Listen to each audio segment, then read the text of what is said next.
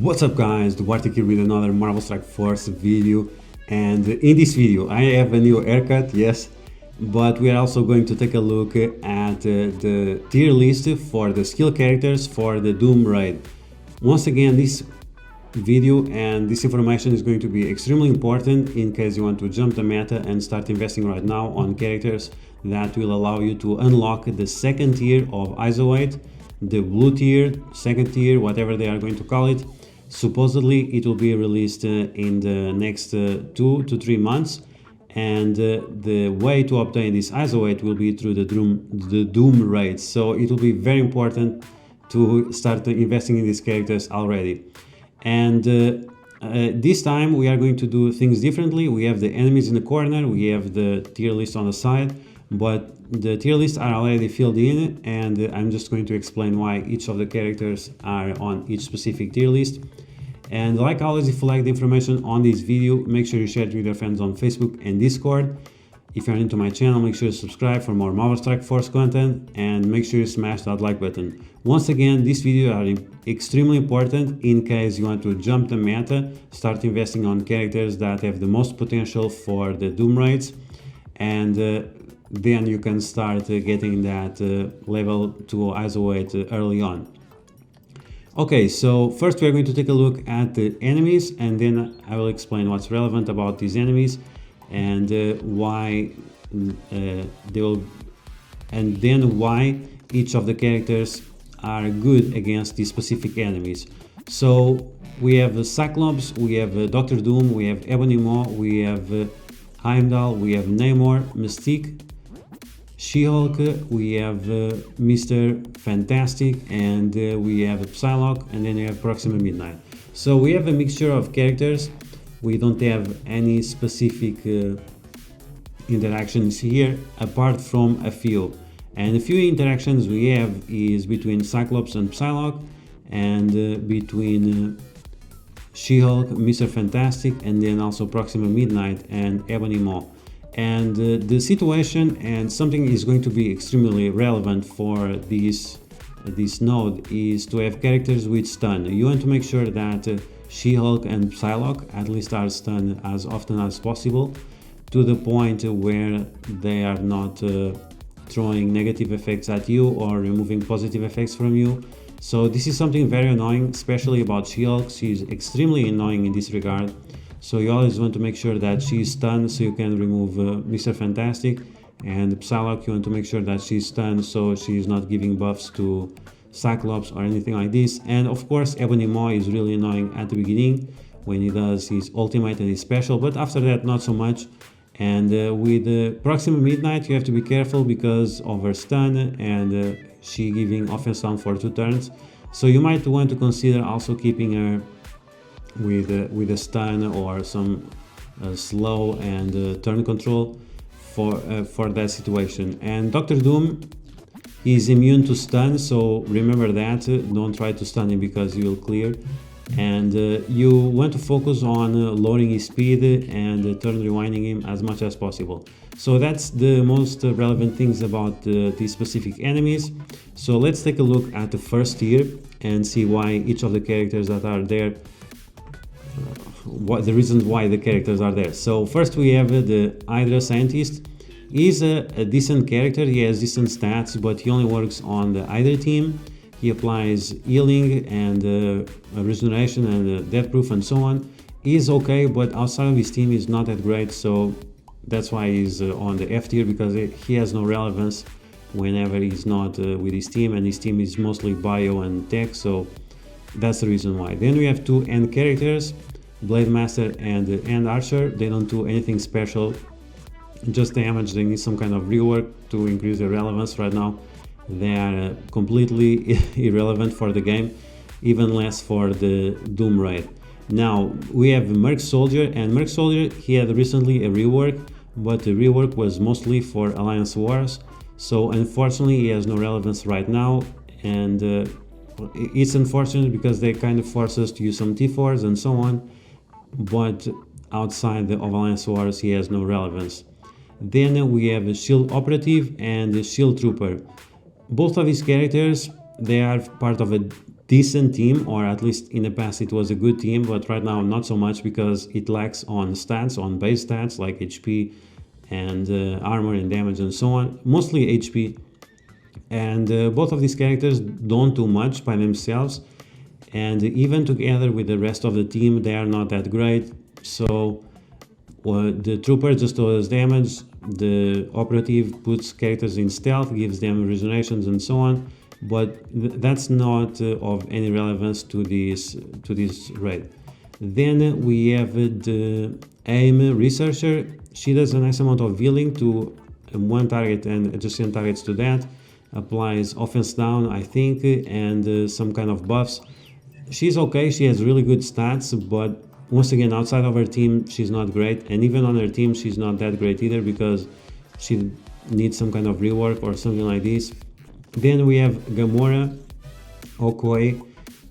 Both of these characters do single target damage. Okoye is vastly better than Gamora because she is part of the Wakanda team that was sort of designed to work in raids, but without the other characters, and the other characters are tech or bio, without the other characters she doesn't do anything. So yeah, she's on F tier. The same goes for Gamora.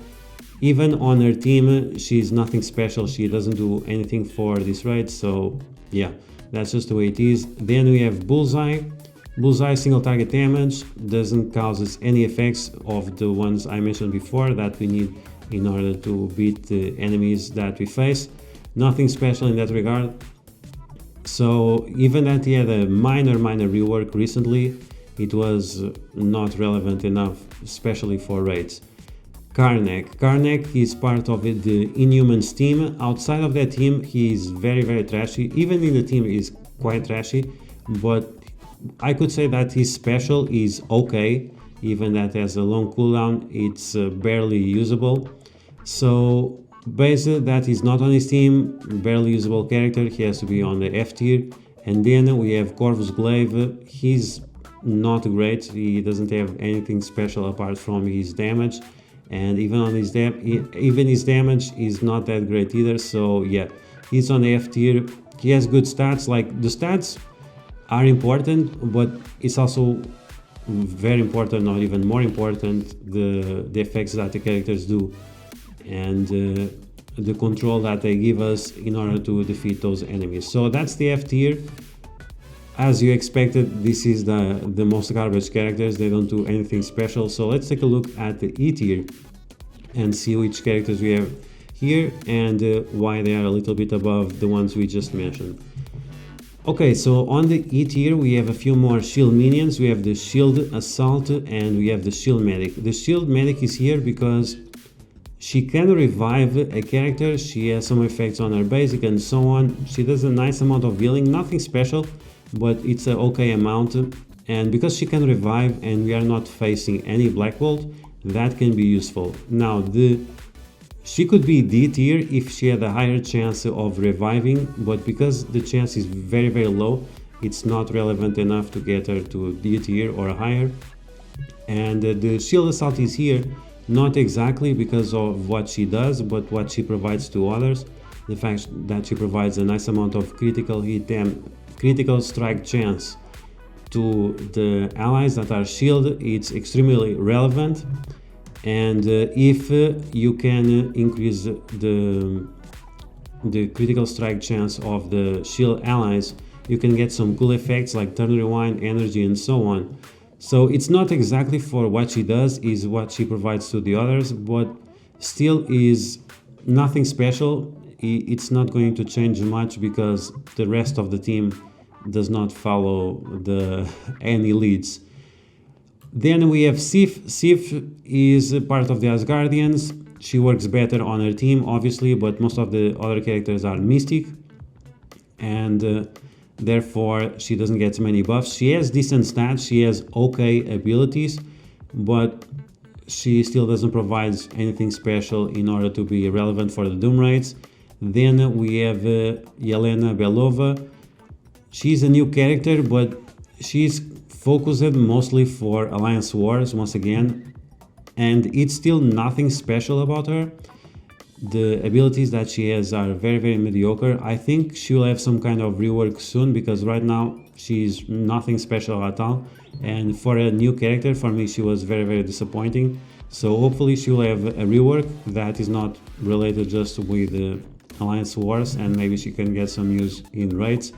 Then we have Killmonger. Killmonger, like Okoye, supposedly they are part of the Wakanda, which is a raid team, but unfortunately he doesn't do anything special apart from damage and self-healing. That's completely irrelevant in today's meta of raids, and based on the enemies that we are facing, nothing special there. Now we have Kingpin here, and Kingpin is an interesting character.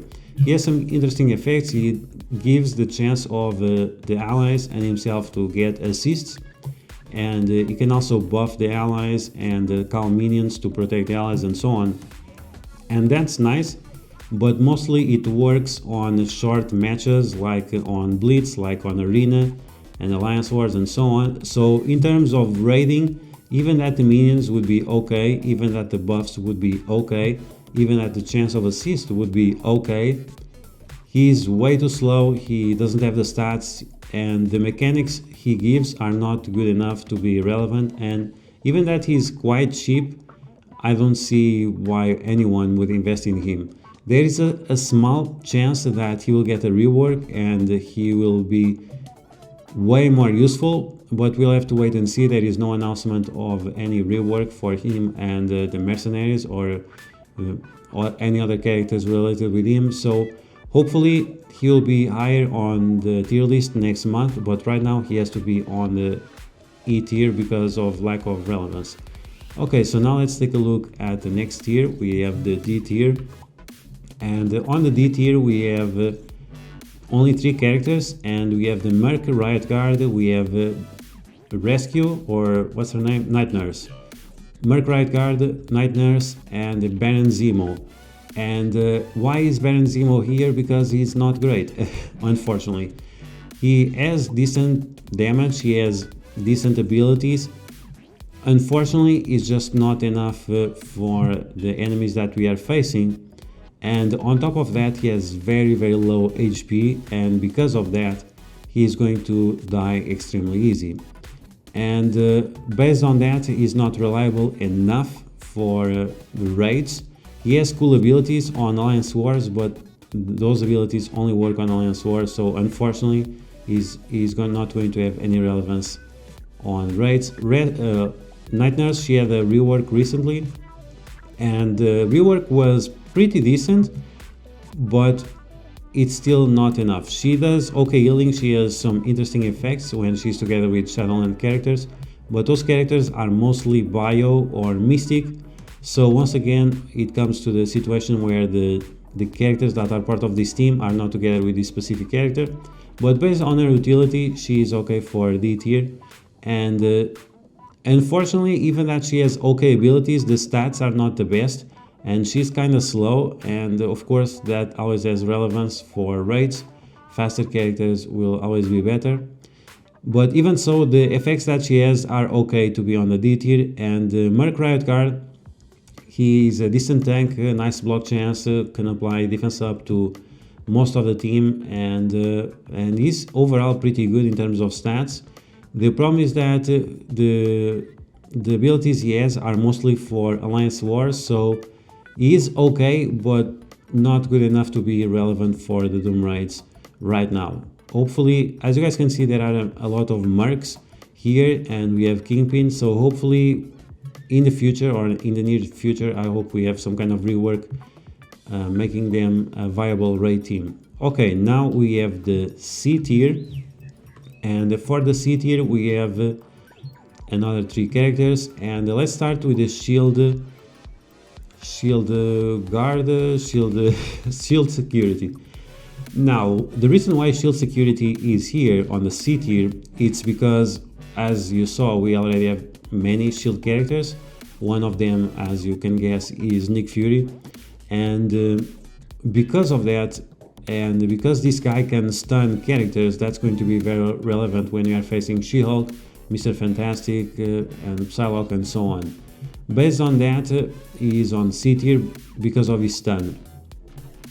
Now we have the Punisher, and the Punisher, he does a nice amount of damage, more damage to villains, and as you guys can see, most of the enemies we face are villains, so that's going to be very relevant. He also increases the damage of allies that are city. We have a few of them, but the problem is that he increases most of the damage if they are city heroes. Because they are only city, it's just a small boost, so that's the thing. And also because we have some skill military characters here, so you could make a team based on skill military tag. Unfortunately, we just don't have enough characters to do anything special about it. So there is a possibility, once again, that there will be a rework on Elena Bellanova and the other skill military characters. Right now, they only work on Alliance Wars, and even the buffs that they have on Alliance Wars are nothing special for raids, so they need a very big rework in order to make decent for raids. And then we have Taskmaster. Taskmaster maybe should be a little bit higher. The problem is that even that he has very good abilities, he doesn't have anyone that increases his stats, and the same goes for Baron Zemo. He doesn't have the highest HP. Unlike Baron Zemo, he has a block chance, so that's a little bit better, but it's still not good enough. He can apply stun, he can apply blinds and so on. That's great as long as you can keep the Psylocke and She-Hulk under control. He's going to be extremely good. The problem is that he's also extremely expensive. He requires 5 sets of mini uniques. So based on all that, based on not having a solid team, based on being extremely expensive, he's on the C tier. Maybe he should be on the B tier, but right now, once again, based on the lack of having a team synergy, he has to be on the C tier, because if you take him and he dies right away, there is no point and the investment will be pointless. Okay, so now we have the B tier, and we are almost done here. And on the B tier we only have Hawkeye, and Hawkeye is a very good character because he's Shield, because he's Avenger, because he's Wave 1 Avenger, so he has a lot of synergies with many of the characters that we already have on the table, even that they are not so great, but together they are a little bit better. And it's the tags that have the most synergy. So if you go for the Shield route, it's the tags that have the most synergy, then you have the Mercenary route, and then you have the Skill Military route. So you have 3 routes here. All of them are pretty terrible, to be honest. None of them are 100% reliable, but the one that we have and that is somewhat better is the skill, and the shield. And based on that, based on Hawkeye, he can apply blind, he can apply turn rewind, he can apply slow to the enemies, he gets assists with Black Widow and so on. Based on all that, he is pretty good. So if you have decent red stars, he might be a character that you might want to invest in order to beat his nodes well. And he's useful as well for the Dark Dimension 4 nodes. He only requires 3 sets of mini uniques, and it's from skill, so it's not like the most used resources out there. So it might be a character that you want to invest in. I have seen a few Gear Tier 15 Hawkeyes, and I understand why. It makes sense, and yeah, for the Doom Raid specifically, it's going to be very, very good. And then we have the A tier, and I can show right away that there is nothing on the S tier, because none of the characters that we are available right now in the game are good enough to be on the S tier, or they lack on stats, or they lack on team partnership or synergies and so on. So therefore there is no S tier character for the skill. But the characters that we have on the A tier, we have the Red Guardian, and Red Guardian is a very versatile character. You can place him on any team and he's always going to do a great job. He has a very nice block chance, he has very nice stats, he has very nice abilities that give ability block, apply buffs to the enemies, apply buffs to the allies, heals the allies as well, and he also increases the stats, HP, speed and stuff like that to himself, but also to skill military allies. And as I mentioned before, we have a few. So whether he is together with the other skill military characters or whether he is with any other characters, like for example the shield characters, he's going to do a great job. So he's on the A tier. Maybe he is the one that is closer of being an S tier character.